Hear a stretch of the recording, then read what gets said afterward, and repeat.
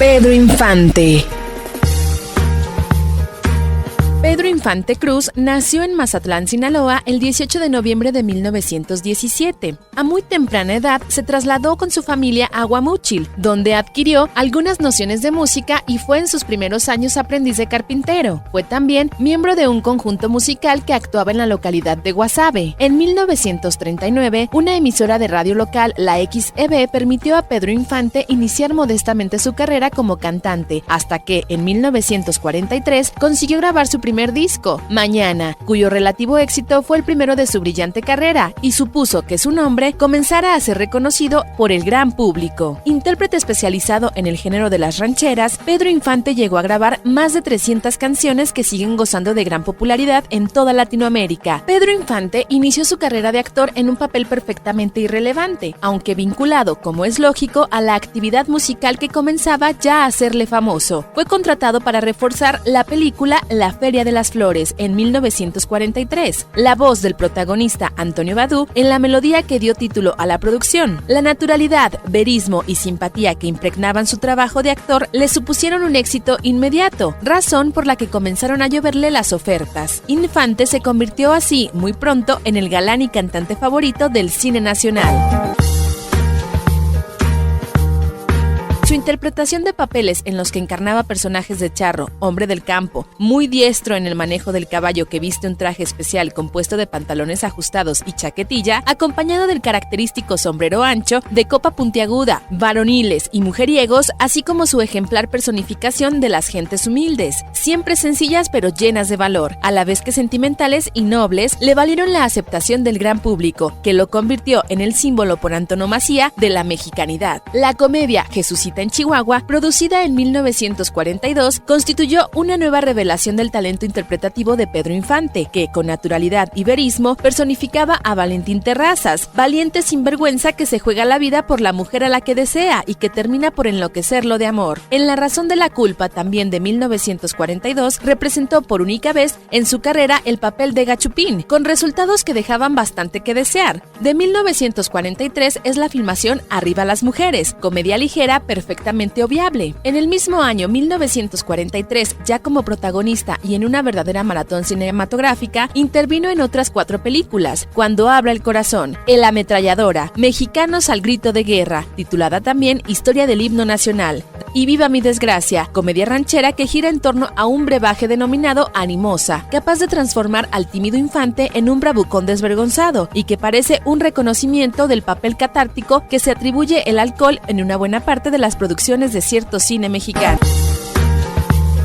Una de sus creaciones más representativas es su actuación en Escándalo de estrellas, en 1944, comedia caricaturesca, caótica y dislocada, en la que se realizan sangrientas parodias del mundo de Hollywood, cuyas estrellas, entre otras la célebre actriz Verónica Lake, sirven de blanco para las burlas de los guionistas, tal vez en una suerte de inconsciente venganza por el tratamiento que la meca del cine reservó tantas y tantas veces a los actores mexicanos. Como dato curioso, cabe destacar que el celebrado gag de la lectura de un texto muy largo a cargo del propio Infante fue copiado 16 años más tarde por el genial cómico Jerry Lewis en Cinderelo, Érase una vez Ceniciento, de Frank Tashlin.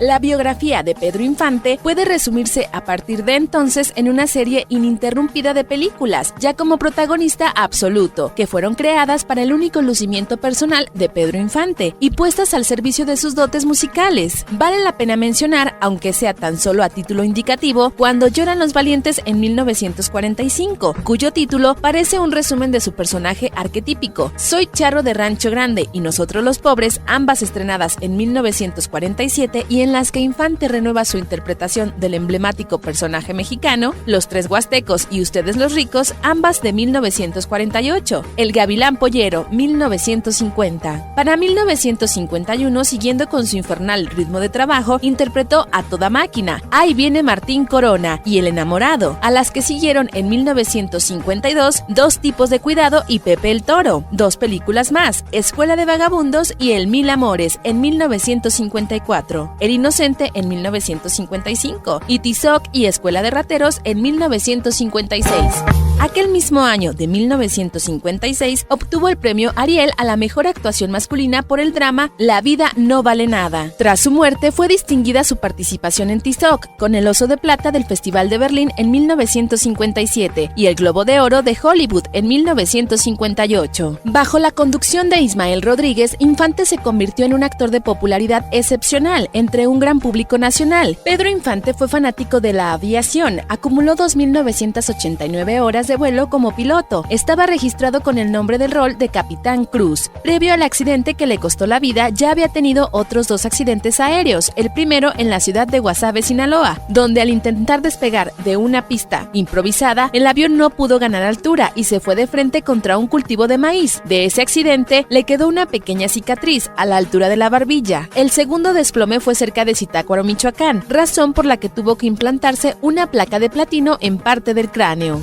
Pedro Infante tuvo una serie de bromas macabras sobre la muerte, como el siempre reidor Pedro Infante decía: ¿ven cómo yo tenía razón? Claro que sentí argolla, pero a mí la muerte me pela los dientes. Sin embargo, apenas 8 años después el aviso se convertiría en realidad y a la tercera va la vencida, y la muerte esta vez sí ganó la partida. Si esto no fuera suficiente, apenas se había recuperado de su estancia en el hospital y de los comentarios acerca de su doble vida, otra mala noticia abre otra herida, esta vez incurable en el alma de Pedro Infante, la compañera de reparto con la que tanto había aprendido, aquella a quien llegó a denominar su verdadero amor platónico, la mujer con la que mantenía una estrecha relación de amistad, Blanca Estela Pavón, muere en un accidente de avión en 1949, con apenas 23 años de edad y un muy prometedor futuro por delante.